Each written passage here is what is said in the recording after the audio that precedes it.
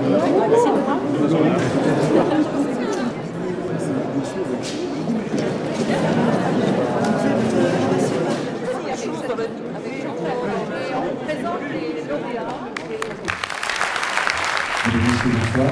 Je suis très heureux d'être avec vous ce soir à l'occasion de cette 28e soirée de présentation des lauréats de la Fondation GAN pour le cinéma. Les cinéastes qui ont la participation de la Fondation, c'est un label. C'est un label formidable, et pour les producteurs, et pour les distributeurs, parce que ça ouvre des portes, et ça, en dehors naturellement de l'aide financière, ouvrir les portes à un jeune cinéaste, c'est essentiel. 4 aides sont consenties, sont attribuées chaque année par la Fondation, et elles seront enrichies à partir de cette année grâce à de nouveaux partenaires. Il s'agit de Microcimage et de Panavision. Je me souviens quand j'ai eu la Fondation GAN, c'était dans un parcours du combattant total.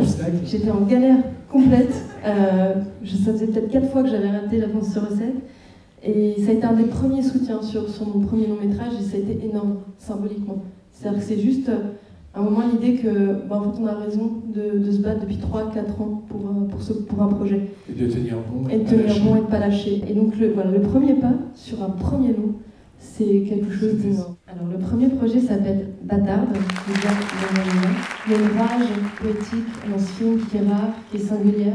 Et puis il y a un désir de mêler le naturalisme à une forme de lyrisme, qui est une très belle ambition. L'idée, c'est parce que j'avais vu des gamines en fait dans une cellule qui dansaient le coupé, faut décaler.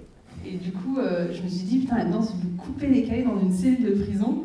Et je me suis dit, vu que moi j'étais très violente et très chieuse à l'école, je me suis dit, tiens, moi je suis sûre que j'aurais pu être dans cette cellule avec elle. Sauf que, bon, au lieu de poser des bombes, j'ai décidé de poser des questions. Et du coup, c'est pour ça que j'ai choisi d'être cinéaste, mais voilà. Je voulais juste remercier la Fondation GAN et le jury qui est arrivé à un moment donné où on était en fin de financement, un peu fatigué, effectivement, par tout ce combat, et qu'on n'a pas mené combat ce jour-là, on a échangé, on nous a écoutés. Et on l'a bien lu surtout, parce que des fois on fait des oraux, et franchement il y a des gens qui lisent pas. Le deuxième, c'est un film qui s'appelle Dogs, de Bogdan Levinsky.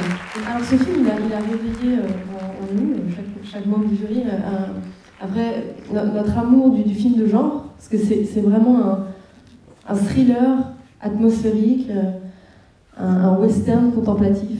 Et c'est un film qui est vraiment dans la tradition, on pourrait dire, d'un cinéma comme celui de Fargo, par exemple. Mais il a comme grande force de parler de la Roumanie et d'une région complètement perdue de la Roumanie, où absolument rien ne se passe, et donc tout peut se passer. Hi everybody, this is Bogdan. I want to thank you for this amazing prize that you gave us, not only in terms of reputation, because being a Fondation GAN alumnus is already a big thing, but also for the actual financial support, which is of great help to our movie. Thank you so much, enjoy your evening and Godspeed. Le scénario est exceptionnel, je crois que c'est un réalisateur qui a quelque chose dans le ventre, et on a vu ça dans son court-métrage. Il a ce don de vous faire rire tout en restant extrêmement sérieux. Pour le troisième projet, je crois qu'on change de genre et qu'il s'agit d'une vraie comédie. Oui, ouais, absolument. Et en même temps, une comédie qui échappe au genre de la comédie. C'est ça qui est intéressant. Pourquoi elle fait parler? Si, mais comment dire, elle se ferait un chemin unique et singulier, à la fois narratif, là aussi, et puis dans la mise en scène et dans les références que ça convoque. On va peut-être arrêter le suspense, dire le titre du film, c'est La loi de la jungle. C'est aussi la mission, cette ouverture dans l'aide, d'accompagner un cinéaste à déployer justement ce qu'il a commencé à amorcer. C'est pour ça que c'est génial que la Fondation GAN soutienne des deuxièmes longs métrages. C'est plus dur de faire un deuxième encore qu'un premier. On dit que c'est plus dur, effectivement. Ouais, et on est encore fragile. Bon, bah là, je rentre tout juste, comme l'indique ma chemise, de l'avion, là où j'étais en Guyane hier. Donc, dans la jungle, ou dans la jungle, en fait, on ne dit jamais jungle. Parce qu'en Guyane, par exemple, ils disent forêt. Voilà. Et ici, on dit la ville, par exemple. Et donc, après, là, c'est la direction suivante, c'est ils construisent une station de ski. Comme au Qatar, sauf que là c'est dans la jungle. Voilà, c'est ça le film. Il a un univers mental d'une telle absurdité et en même temps il arrive à traduire ça avec un propos politique fort et avec un vrai parti pris de forme. Et du coup, c'est ça qui me fait penser que c'est un cinéaste qui, par la comédie, va réussir à faire un grand film. Le dernier lauréat s'appelle Sacha Wolf et son film Mercenaire. Cette histoire nous ouvre sur deux mondes, en fait. Le monde du sport, celui du rugby, et puis le monde wallisien, c'est cette communauté de Nouvelle-Calédonie.